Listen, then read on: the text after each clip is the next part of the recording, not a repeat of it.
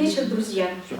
Сегодняшний наш литературно-музыкальный вечер посвящен памяти Николая Алексеевича Заболоцкого.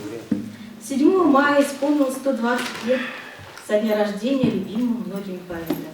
И в этом зале собрались поклонники творчества и таланта классика русской поэзии и одного из самых интересных поэтов XX века. Итак, начинаем путешествие по волнам памяти о замечательном сыне нашей Родины, поэте Николае Алексеевиче Заболоцком. Слово предоставляется лауреату премии имени Заболоцкого Руслану Лужкову. Николай Заболоцкий родился 24 апреля 1903 года. Ну, по новому стилю, 7 мая. И теперь уже 120 лет этому классику, теперь все признают, русской, советской поэзии 20 века. Да, отчет жизни его начинался у нас в Казани. И как раз во времена Дьяченко, это главы современного мера города Казани, была проведена земская дамба, и физическую слободку присоединили к Казани. В принципе, вот везде пишут, значит, под Казанью, нет, уже эта слободка была уже в черте Казани. И всегда, когда Николая Заболоцкого спрашивали, где он родился, он всегда говорил: я родился в Казани. И вот как раз человек, который прожил в Казани всего 6 лет, на эти годы оказались такими емкими, такими памятными для него, что они будоражили его поэтическую душу. И, наверное, всю жизнь, может быть, где-то вот сейчас только там, вот он может побыть в родном городе. Да, день, когда родился, это был четверг. Его отец, родился он такой в семье сельской интеллигенции. Его отец, как он писал, был агрономом, мать домашняя учительница. Но вот, исследуя его творчество и жизнь, оказалось, что он родился не просто в семье агронома, он родился в семье заведующего губернской сельскохозяйственной фермы. Это очень большая гордость, понимаете? Вот. И причем я всегда пытался понять, почему вот такие бывают неточности в судьбе Николая Заболоцкого. Потом понял, потому что он из тех, над ним всегда давлело вот это дореволюционное прошлое его родителей, в принципе. А отец его был как раз, видите, Алексей Агафонович, сын унтер-офицера, кстати, сам стал унтер-офицером, о чем вот как раз всячески старался Николай Заболоцкий. Кстати, тогда он носил фамилию Заболоцкий, настоящая его фамилия Заболоцкий. И вот как раз, видите, вот первенец, его мама Лидия Андреевна, сельская учительница, она оказалась в нашем городе в 1902 году, приехала на курс учителей. Дело в том, что на сельскохозяйственной ферме, которой заведовал Алексей Агафонович, проводились курсы для сельской интеллигенции, для учителей по, значит, пчеловодству, по агрономии, по различным отраслям, связанным с сельским хозяйством. Но в то же время еще курсы по татарскому языку, по марийскому, ну тогда черемисскому, по ватятскому, то есть удмуртскому, по чувашскому языкам. Представляете, я посмотрел эти расписания, просто был поражен. То есть уже тогда он жил в таком окружении многоязычном. А в принципе, кстати, Кизильская слобода, это тоже ведь церковь-то. И это поселение в 3 улицы, тоже на Марийской земле построено было, там молиться раньше жили. И, наверное, это во многом потом и предопределило его особое отношение к марийскому язычеству. Ну вот, родился, видите, и уже на второй день у отца была посевная, овес сеяли, овес на весь год там, для лошадей и так далее. Но на второй день уже его повез, значит, сын и свою супругу в Варваринскую церковь. И там он был крещен. Вот с этим свидетельством он прожил всю свою жизнь. И везде писалось, что родители такие, город Казань, место рождения. Это была его отметка. И вот здесь он где-то, наверное, в 4-5-летнем возрасте отец его впервые повез в Казань. Вот в этой слободке Казань это значило что-то такое, такой город, что-то сказочное, куда уходили грозы или откуда приходили грозы. И вот представляете, вот в этих сапожках, кстати, это одно из первых произведений таких для детей. Он же как детский писатель еще был и поэт. Вот новые сапоги, сапожки как раз были зафиксированы в 1928 году. Он выпустил такую книжку.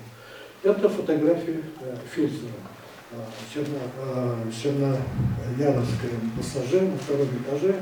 Кстати, именно в этом месте потом сфотографировался. Я просто удивляюсь, значит,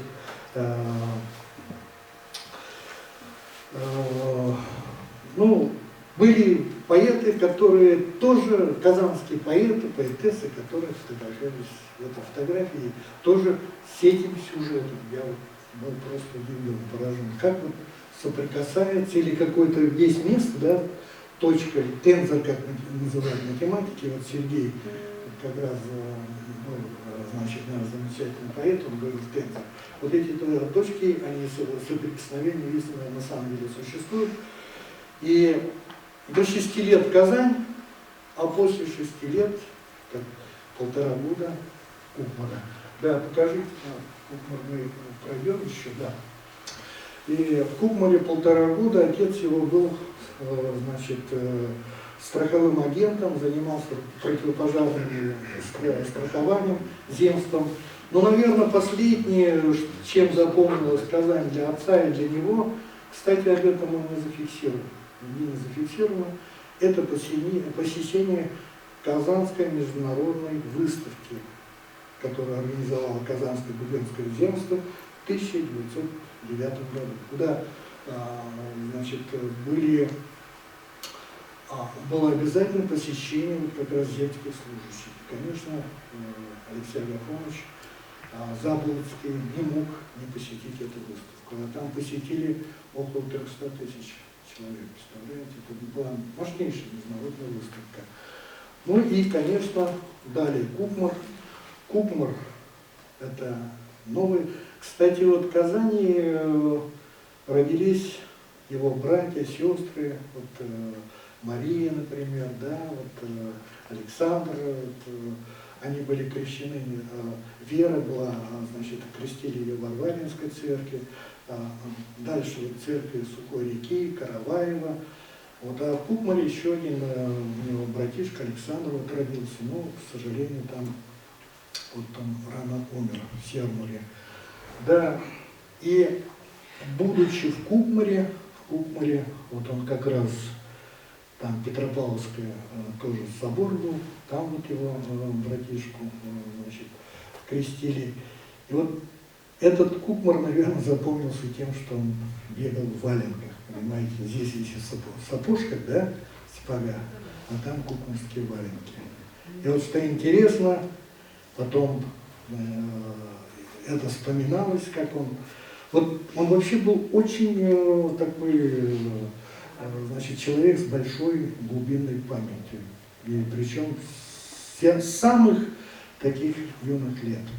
И дальше вот это Сермур, где он пошел в школу, семья переехала в 1911 году. Кстати, во многих книгах по Заболоцкому куча ошибок, потому что они держали документы, не встречались, кстати, родственниками. Никита Заболоцкий, его сын, конечно, все это вот всячески пытался, чтобы не, значит, ну, не совсем, может быть, такие подготовленные люди не касались его отца, и тем более эта судьба нелегкая была у него и в поэтическом отношении, и в человеческом отношении. Может, правильно делал, да. И поэтому очень много ошибок в отношении школы, когда в каком году они не переехали. И к тому же Николай Заболоцкий специально запутывал для того, чтобы органы НКВД и так далее на него, так сказать, не шили дело. А у него не все было в ладах, значит, с органами. Вот таким он стал, значит, последний год учебы в Сермуре, купили там форму, он стал, значит, реалистом, поступил в Ужонское реальное училище. Но об этом расскажут другие. Покажите, пожалуйста, там окружение было, да? Что еще? Так. Да, вот таким он поступает в Москву, потом Петроград, Герценовский институт, где в 1925 году вступив на политический путь, меняет фамилию на Заболоцкий. Вот сейчас трудно, Данил подсказал, или еще кто-то, понимаете, но чтобы было, прозвучало это поэтично, он стал Заболоцким. И хотел, кстати, порвать со своим прошлым, с Казанью, с Сермуром, с Уржумом, но не получилось. Они, как родники, пробивали вот эти годы и все время напоминали на его жизненном пути и будировали внешнее творчество. Он даже не предполагал, насколько, какие мощные были эти родники для его творчества. И вот как раз, наверное, школьники, студенты знают Заболоцкого по замечательному стихотворению из цикла «Последняя любовь», очарована, околдована, посвященная, значит, его последней, может быть, такой музе поэтической. А вообще у него такая муза на всю жизнь была его супруга, конечно, которая ушла к Гроссману, но потом вернулась, правда, к нему. А вот это первая муза Николая Заболоцкого. Вот как-то он напишет: «Но малую хижину знал я когда-то, была неказиста, она не богата, зато из окошек ее на меня струилось дыхание весеннего дня». Поэма, с которой он буквально ворвался в российскую, советскую тогда, значит, поэзию «Торжество земледелия», который перевернул, эта поэма перевернула представление о поэзии, да? Он стал новатором вообще-то в стихосложении. И с этим стихотворением многие его, он на века, так сказать, оставил уже вот этой поэмой, поэзии свое имя. И что и самое интересное, вот сейчас выясняется, правда это я сказал, «Торжество земледелия» — это страницы Казани, это страницы Сермура, это и страницы Уржума. Пытались разгадать, в чем же, значит, где написано, о чем он там рассказывает. Он это вообразил в своей голове, и все перемены, которые происходили в 20-30-е годы, изложил в этой поэме. Там и устремление его отца агронома, там устремление того окружения, которое было у нас здесь в Казани, в Сермуре и, конечно, в Уржуме. И вот дальше мы его знаем, в принципе, как переводчика замечательного, да, слово полку Игорю. Кстати, вот слово полку Игорю он уже заканчивал в лагерях. Он начал в лагере, а заканчивал в Караганде именно с этой, значит, с переложением слова полку Игорю. Он вернулся в Москву в 1946 году. Выступил, осталось это незамеченным. А потом оказалось, что это лучший перевод. Что ж говорить, последний перевод, это даже Евгений Евтушенко не тянет на эту высоту. Он попытался, многие поэты пытались, вот, достичь этой высоты. Как переводчик он был великий. Витязь тигровой шкуре. Нет, там не тигровая шкура вообще-то. Это он дал это название. Понимаете? Лев там, львиный. Ну, разные там версии есть, да. Но тем не менее его название. Благодаря ему вот грузинская поэзия такая классическая, так сказать, вошла в нашу литературу, вообще в европейскую мировую литературу. Ну и, конечно, оказалось, что он был замечательным поэтом, замечательным журналистом. Он редактировал журналы детские, и даже он был киносценаристом. Представляете, насколько был, это сейчас вот выясняется. И что интересно, он был не менее замечательным поэтом. И, наверное, вот его поэзия о природе вот ставит его в один ряд с Державиным, Боротынским. люди, которые тоже связаны со своей судьбой, своей биографией с Казанью. Да, мне доводилось встречаться сегодня дни Натальей Николаевной, вот, значит, его сыном, вот, общался, конечно, вот, с Евгенией Барановой, но эти вещи у меня вошли вот как раз «Вятский верст» Николая Заболоцкого, за эту как раз книгу, изданная, кстати, в Кирове, в библиотеке Герцена, вот, который проезжал через Казань, ссылку, понимаете, Вятку. И эта книга была удостоена литературной премии имени Заболоцкого, оказывается, в 2014 году. Представляете? Но я могу сказать, что вот многие страницы его биографии до сих пор еще до конца не раскрыты. И это человек, который, в принципе, только открывается нам в полной мере, понимаете? Он оказался сознательно загадочным, потому что очень трудная судьба у него была. Николай Заболоцкий, поэт-философ, классик русской литературы XX века. В его стихах сквозь привычные явления проступает загадочный мир бытия, а человек нерасторжимо связан с природой и космосом. Николай Алексеевич Заболоцкий родился в 1903 году недалеко от Казани, на ферме, которой управлял его отец-агроном.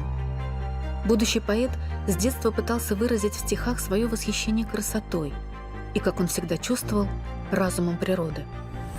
Во время учебы в педагогическом институте имени Герцена в Петрограде и в годы службы в армии появились совершенно оригинальные по мировоззрению и стилистике стихи раннего Заболоцкого.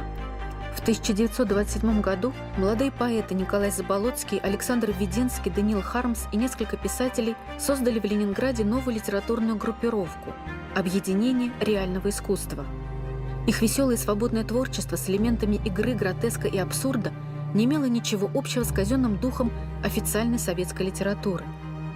Неудивительно, что первый поэтический сборник Николая Заболоцкого «Столбцы», изданный в 1929 году, вызвал настоящий литературный скандал, а его ранняя поэма «Торжество земледелия» вообще была объявлена злобным пасквилем на коллективизацию и запрещена. Период вынужденного молчания длился до 1937 года, когда вышел в свет поэтический сборник Заболоцкого «Вторая книга». Автор надеялся, что с него наконец-то снято клеймо сомнительного в идеологическом отношении литератора. Но уже в 1938 году Заболоцкий был арестован по абсурдному обвинению в создании контрреволюционной писательской организации.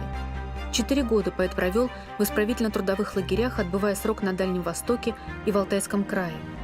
Перенесенные им тяжелейшие испытания он написал в мемуарах «История моего заключения». После освобождения Николаю Алексеевичу Заболоцкому удалось вернуться в Москву и восстановиться в Союзе писателей. В московский период он много плодотворно занимался переводами и написал свои самые известные стихотворения. Четвертый, наиболее полный прижизненный сборник стихотворений Николая Заболоцкого, опубликованный в 1957 году, принес поэту широкое признание, увы, запоздалое. Николай Алексеевич Заболоцкий скончался в октябре 1958 года после второго инфаркта.